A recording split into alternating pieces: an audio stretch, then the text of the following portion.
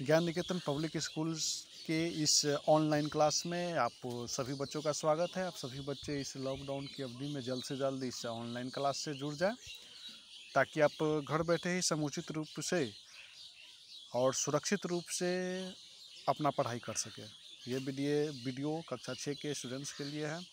ये SST subject का video है। मैं संतोष कुमार, आपके विद्यालय से SST सब्जेक्ट टीचर।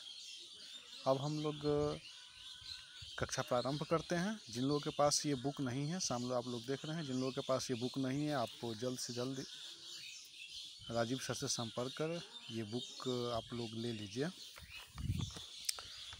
इसमें हम लोगों को 3 पार्ट में, जैसे नीचे के कक्षाओं में हम लोगों ने SST सब्जेक्ट में कोई पार्ट बाय पार्ट सब्जेक्ट नहीं बांटा था, लेकिन अब 6 में यानी इस 6 क्लास से आप लोगों को जो है 3 भागों में SST का अध्ययन करना है। पहला है हिस्ट्री, ज्योग्राफी और सिविक्स, तीनों का अलग अलग पढ़ना है। नीचे के कक्षाओं में हम सभी सब्जेक्ट को हम लोगों ने एक साथ पढ़ा था, लेकिन इसमें अलग अलग पढ़ना है। तो आज का क्लास हम लोग ज्योग्राफी से लेते हैं और पहला चैप्टर है the solar system and the earth.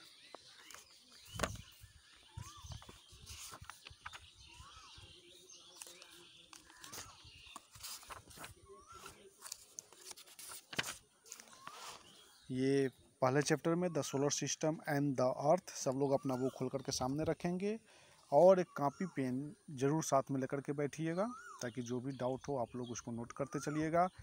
और इसमें जो भी वर्ड मीनिंग का परेशानी है आप लोगों के पास मोबाइल है, डिक्शनरी है, आप लोग उस वर्ड मीनिंग को सबसे पहले अंडरलाइन करके, कि हमको जैसे ये वर्ड मीनिंग का परेशानी है, आप अंडरलाइन कीजिएगा और उस वर्ड मीनिंग को आप कॉपी पर लिख करके उसको ध्यान में रखिएगा, तो आपको बेहतर समझ में आएगा।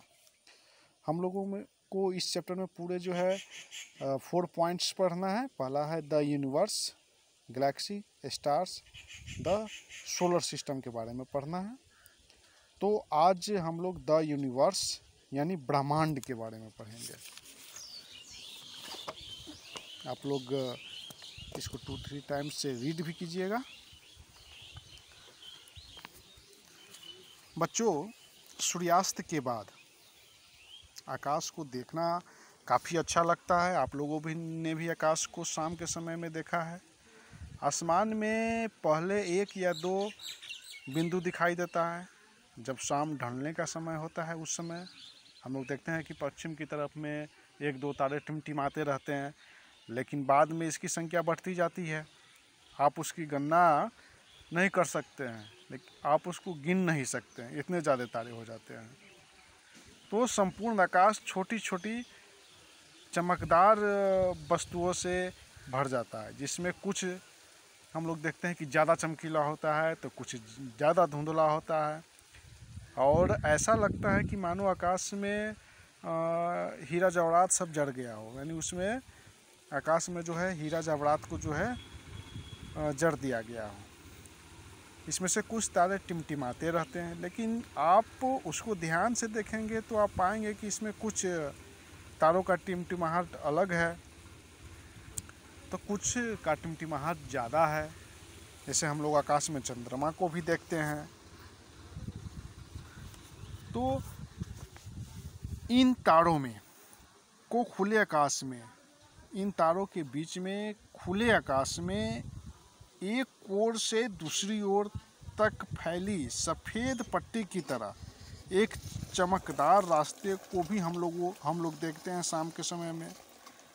यहाँ पर हम लोग देखते हैं कि यहाँ पर बहुत सारे तारा एक लाइन में जो है खींचा होता है। जिन लोगों ने अभी तक नहीं देखा है, तो शाम के समय जब आकाश साफ हो तो वहाँ देखिएगा, एक चमकदार रास्ता की तरह होता है। यह लाखों तारों का समूह है। यह पट्टी आकाश गंगा, इसी को हम लोग मिल्की वे भी कहते हैं। हमारा सौरमंडल इस आकाश गंगा का एक भाग है। पुराने समय में यानी प्राचीन भारत में इसकी कल्पना आकाश में प्रकाश की बहती नदी से की गई थी। कहा जाता था कि आकाश में एक बहती नदी के समान है आकाश। इस प्रकार इसका नाम आकाश गंगा पड़ा था।